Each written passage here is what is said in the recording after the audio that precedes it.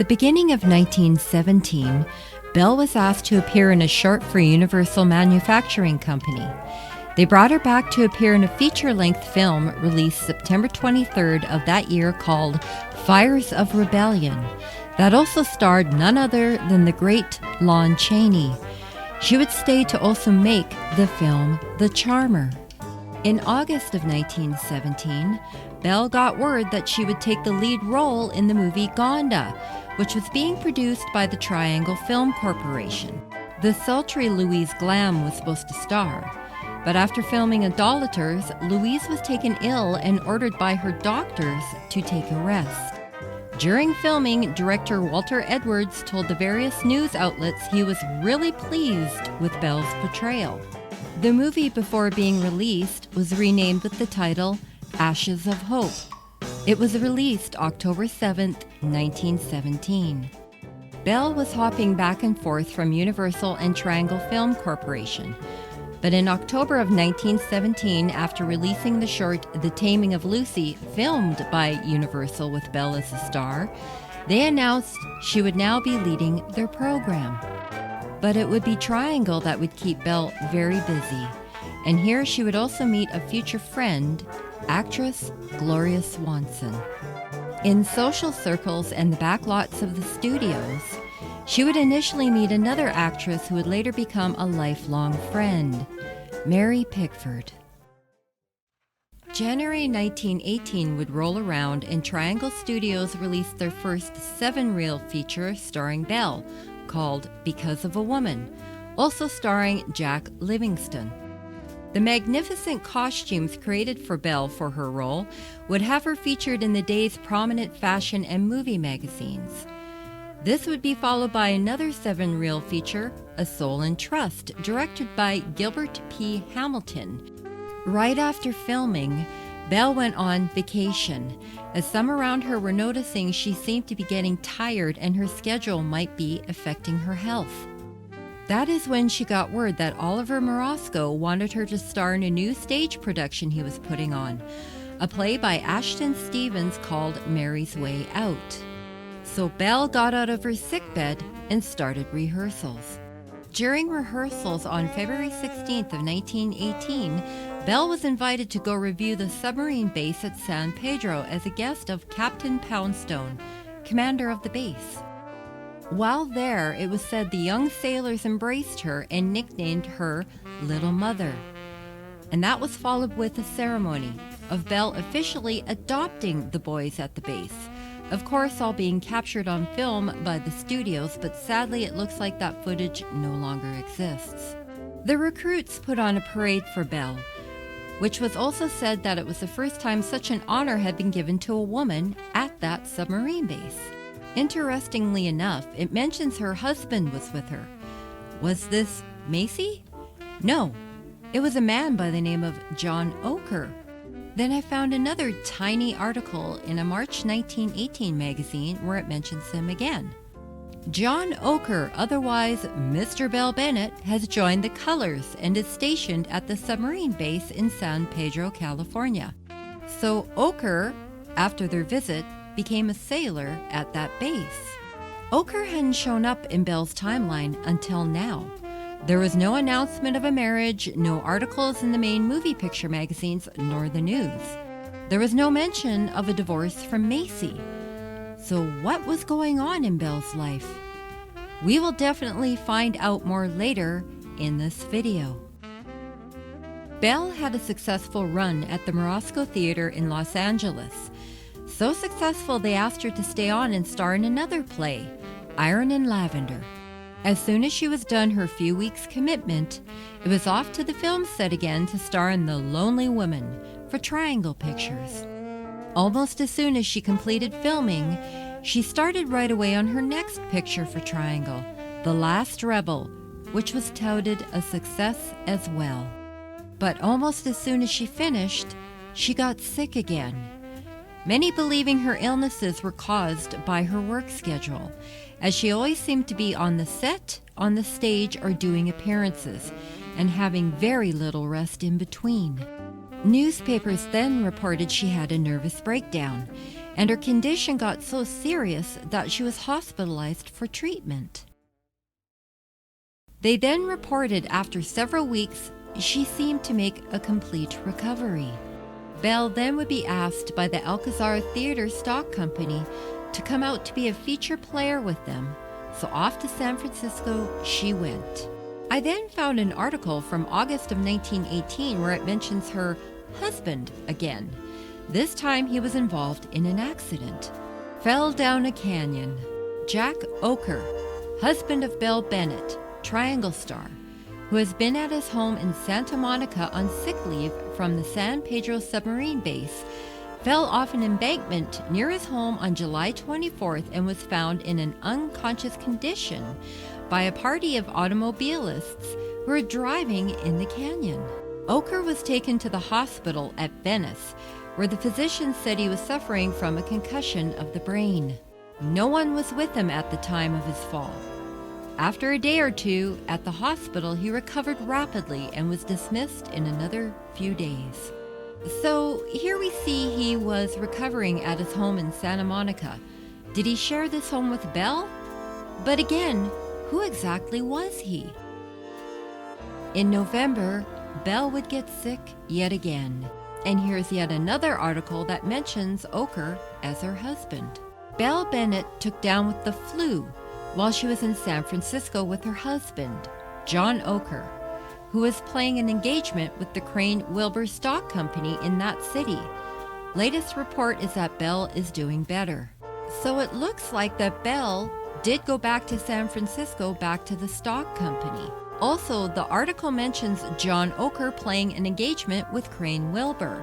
There was a John Oker actor that indeed had been in the movies with Wilbur and had been active on the screen from 1915 to 1917. And he made one film in 1918 and his last one in 1919, and then just seemed to disappear from the screen. This also seems to be the last article that mentions John as Belle's husband. What happened to Macy? Again, there were no reports in the news or magazines of a divorce and her getting remarried, and there is no marriage license that can be found. And just as John disappeared from the screen, he seems to disappear from Belle's life around now. But he will return later, and when he does, more secrets surrounding Belle would be revealed. When 1918 came to a close, Belle starred in 8 films for Triangle Pictures as well as the Nestor Film Company, and she had a successful run on the stage for the Alcazar Stock Company. In 1919, Belle was approached by C.E. Bentley to start her own production company that, of course, she would be the star of. So Belle Bennett Productions was born. An actress or an actor having their own theater production or movie production company, or a little bit of both, was not unheard of during this time. If a star had risen, there was no lack of financial backing from wealthy investors who saw a profit from the star. C.E. Bentley, who is from New York, became Belle's vice president and general manager. Many investors had plans of creating a huge movie studio in San Francisco, where space would be leased to stars of their own production companies. And of course, the first to be signed up was the Belle Bennett Productions Company, also operating under the name of the Belle Bennett Pictures Corporation. Belle and Bentley opened up an office in the Flood Building while the plans for the studio were being completed. Also associated with this new venture was L.H. Bentley of Minneapolis, who owned the Bentley Grand Theater at Long Beach, California, and who already had money behind quite a few enterprises. A March 1919 article described the location to be at 19th Avenue and Sloat Boulevard, but contracts for the construction were still being negotiated. The studio was to cover over 30 acres.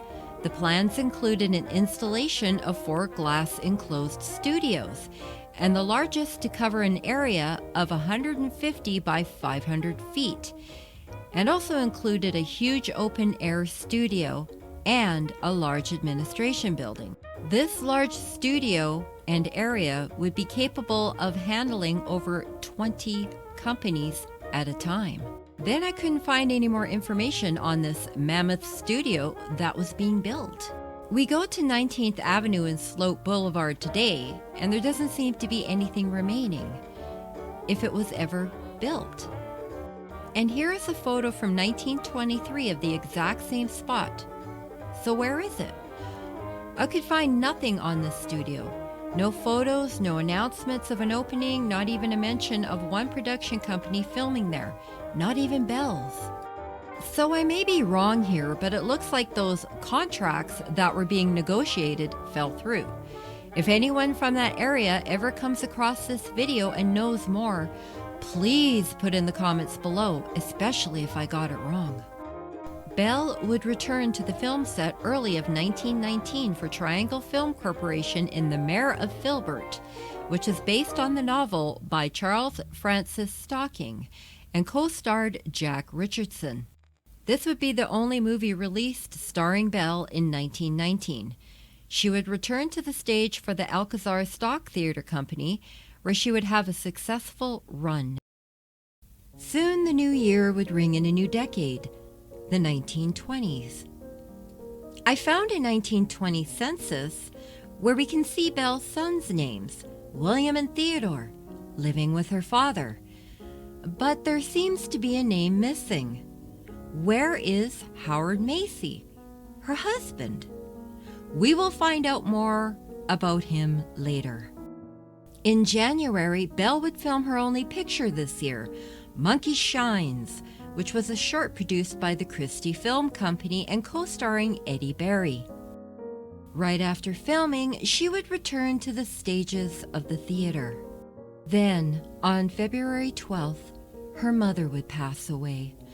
Belle would take some time out to head back to Minnesota to spend time with her sons, her beloved grandmother, and so she could mourn her mother. When Belle would return, she would find herself leaving the Alcazar Theatre Troupe and heading to New York. Legend has it another actress in the stock company, Marjorie Rambeau, was so impressed with Belle's talent, she wired her own manager-producer, who happened to be A.H. Woods, and told him that he needed to see Belle and give her a shot on Broadway. When Woods saw the photos of Belle, he thought he'd better give her a try.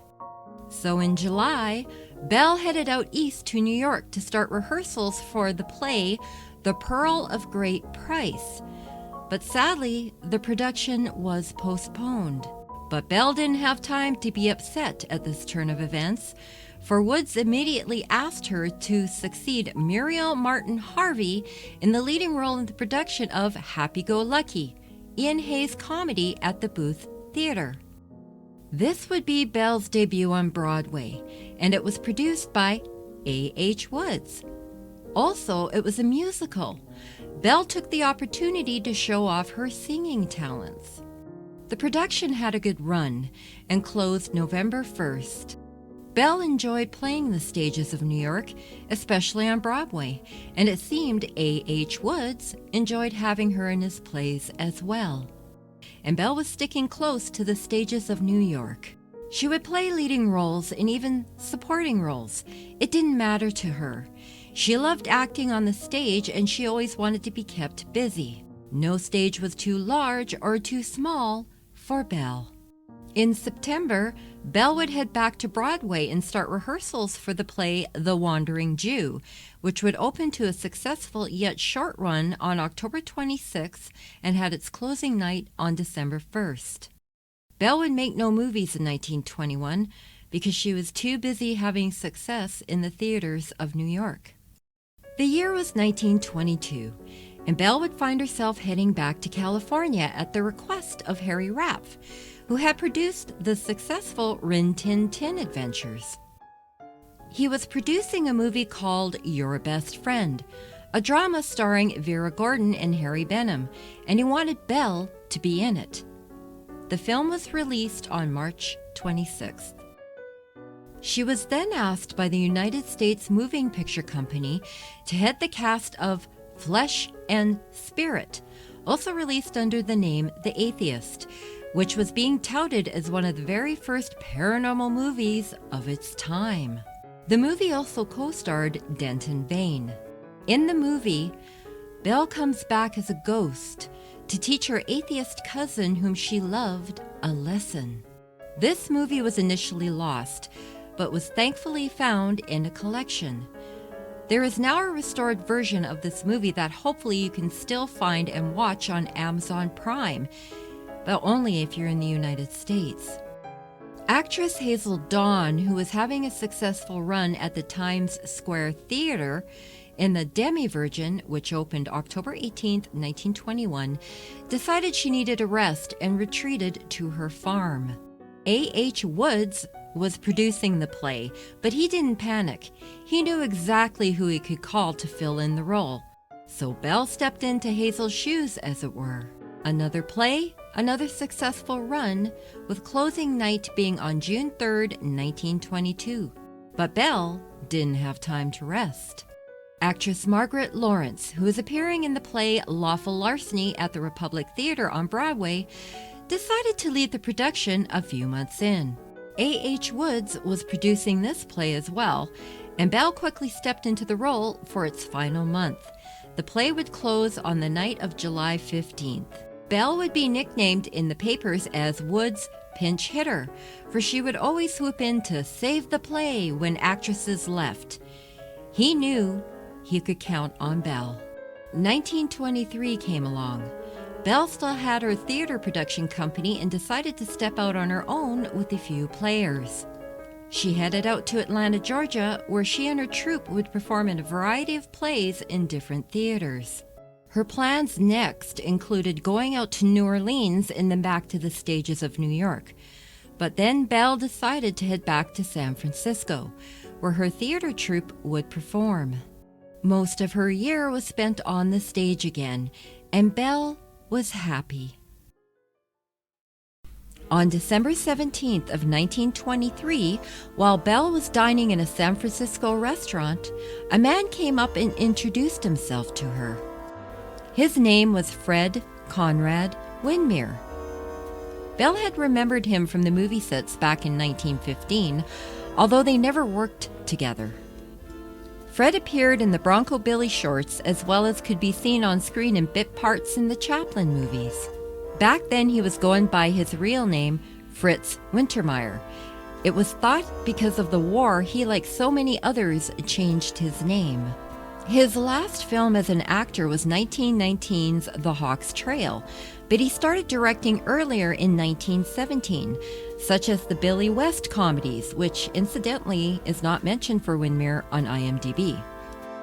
But he wasn't interested in pursuing Belle for a movie. He seemed more interested in her. The both of them clicked, as it were, and a whirlwind courtship followed. January 4th, 1924, just about 18 days later after meeting, Belle announced her engagement to Windir. Newspapers reported he gave her a diamond ring with 13 stones, but Belle said 13 was her lucky number. Well, maybe not so lucky. There was going to be a huge issue. Remember John Oker? Well, now he reappears and chaos ensues. Shortly after Belle's announcement, John Oker went to the papers and said they could not get married as she was still married to him. John Oker in newspaper articles was being referred to as an actor and director, but he was now directing under his real name, Jack Geller. Belle went to the police to file a complaint. When asked how they met, initially Belle told the police they met while they were working on pictures, and she admitted to loaning him money but never married him. She begged the police to make Jack stay away and to stop annoying her and Windir. Geller didn't take that too kindly, and he started contacting more newspapers. Geller claimed that several years ago Belle signed a contract with him that they would live as man and wife for 5 years. He then claimed that she was now his legal wife, as they had gone to Tijuana, Mexico and got married at a monastery. Belle, having to now fight this in public, was adamant she was not his wife. She did, however, admit that they did sign a contract to live under the same roof so that he might study her possibilities as a movie actress. But she was stern on the fact the contract she signed did not require her to be his wife.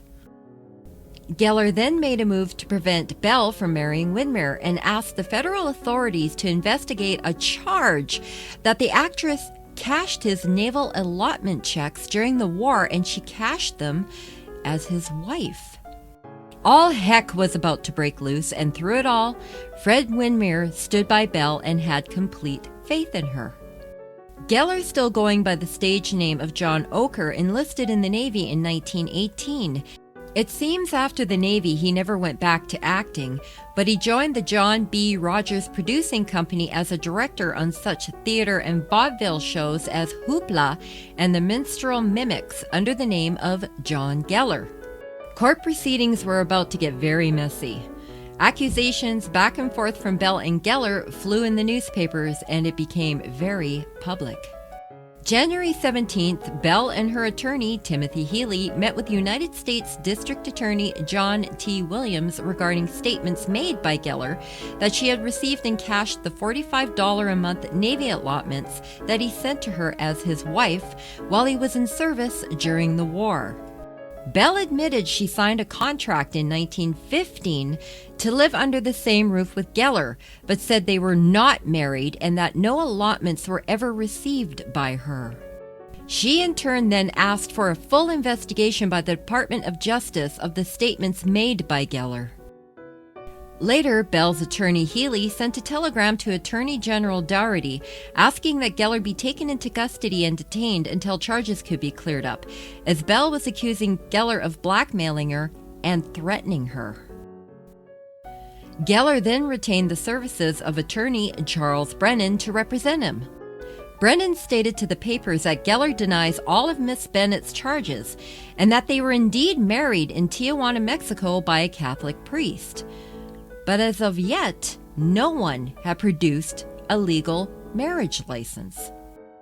At the time the contract was signed in 1915, under the name John Oker, Geller was a popular stock actor and would hit his peak between 1915 and 1917. He appeared on film with such names as Geraldine Farrar, Tyrone Power Sr., and Crane Wilbur. He was not a director, he was an actor, including for the Mutual program, the same company that in 1915 was producing the George Ovie comedies, which Belle appeared in. They definitely would have met, but not as director and actress. So was he studying her as an actor to an actress? This is what makes Belle's earlier statement a bit confusing. That same day, on January 17th, before asking if Geller could be put into custody, Belle made a statement to police that she was in fear for her life. She then turned to the papers and told them that the Department of Justice warned her to be on guard for her life. She told the papers, and these are her words, "Federal agents have told me to be aware of Geller, that he might attempt to me." In court, Belle explained she aided Geller with money because she was afraid of him, and that the war allotment checks were all turned over to Geller and he signed them.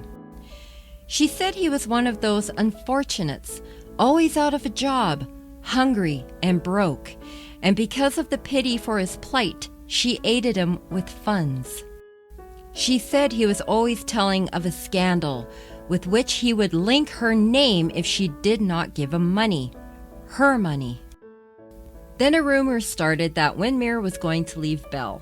Then it was his turn to go to the papers and completely deny it and say that he was standing by her side. Then he made a statement to the papers of the whole situation. He said that at one time the families of Belle's and Geller lived in the same house. He said that a contract between the two was signed, but such action was taken by members of both families to pacify Geller, who is infatuated with Belle. When the contract was signed, Windir declared Belle was between 15 and 17 years old, and at the end of 5 years, if the two loved each other, they would marry. This was followed by Belle, who said she had to humor him. She said she first met him on the stage in New York and that he had been pestering her all the time ever since. I could not find any proof that the Gellers family was living under Belle's parents' roof, but the amount of lodgers they took in for their theater productions, it isn't hard to imagine this could be true. Then, Belle made another statement on January 18th to the Atlanta Constitution newspaper that shocked everyone. She claimed she was actually engaged before Windir. She said she met an actor while she was playing in Atlanta and they fell in love. He was from New York, but died during her season at the Georgian metropolis. She said, "I told this New York man all about Geller, and when he died, I thought I would never ever allow love to enter my life again. And then I met Fred. He is the image of the boy that I would have married in the East if death had not intervened while I was in Atlanta." Belle does bring up this young man again from New York that passed away, but she never mentions his name, and that led to people asking, was this story even true? But maybe Belle, who had secrets surrounding her ever since she was a baby, kept one more secret. Geller's mother and father, as reported in Variety, testified that Belle had lived in their home as their son's wife. Belle again denied this. Then on January 25th, news headlines appeared, "Bennett, wife of Macy, mother of 14-year-old boy." In court proceedings, she admitted she had married Howard Macy and that she was the mother of a 14-year-old boy. The article does not say his name, but it would be William, and there is no mention of Theodore. She said she was not divorced from Macy until after the time Geller and her entered the contract. She still stuck to the story that Geller was studying her for her possibilities for the screen. She stated that in December of 1922, she filed for divorce in Providence, Rhode Island, and later made an affidavit to support her action, but she never received a decree of divorce, but she believed that she was divorced. She also stated that her son was living with his father in Minnesota. Again, this would be William, but never mentions Theodore. When asked about the names of her attorneys in that divorce, she said all her papers were in her trunks awaiting for a trip out east. She said she knew she was free to marry Windir. Belle then stated she was absolutely penniless and faced with the alternative of selling her automobile to obtain immediate funds. Due to the mess being played out in the courts and the papers, managers withdrew their offers of employment to Belle. "Producers are afraid it will my drawing power," she said. "Now they don't want me. I have wired men in New York and other eastern points who 2 weeks ago were anxious for my acting services, but now it's different." One career blow Belle received from this was from Louis B. Mayer, who wanted her to initially head up his cast in pictures in San Francisco, but now he withdrew his offer. He told her she was an outcast until this mess was over and her name was cleared from all this scandal.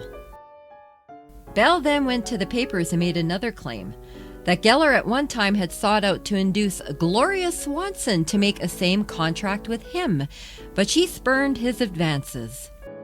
This is a possibility, as both Gloria and Belle were both working for Triangle Pictures and knew each other, and they also worked on, but separately, in the Sweetie series starring Wallace Beery, who Gloria would go on to marry in 1916.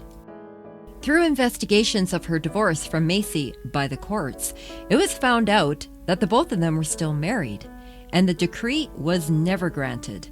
This made any arrangement she had with Geller null and void, and Geller could not produce a marriage license anyway. But Geller would receive more bad news. After an investigation by the Department of Justice, they were going to charge Geller with fraud. They alleged that it was Geller that signed the checks Belle Bennett Geller by forging her signature, then he was the one that cashed them.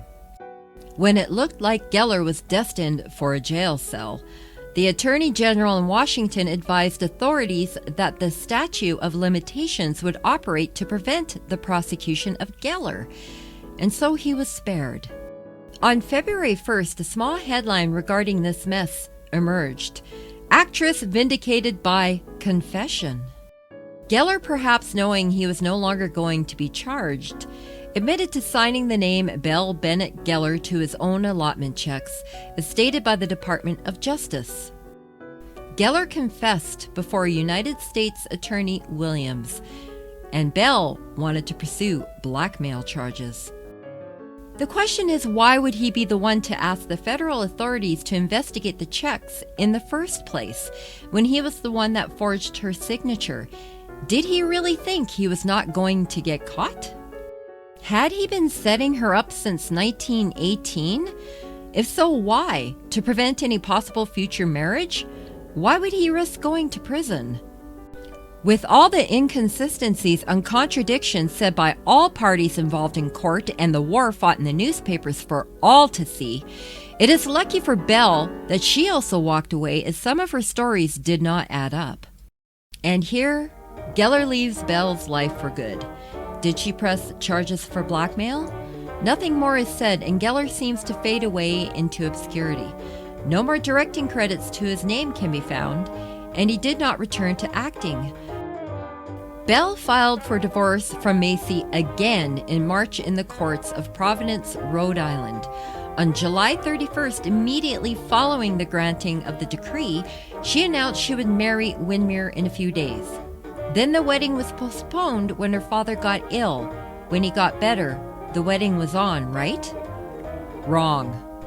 Her attorney had to step in and explain, although the decree was granted on July 31st, it would not become effective until October 31st.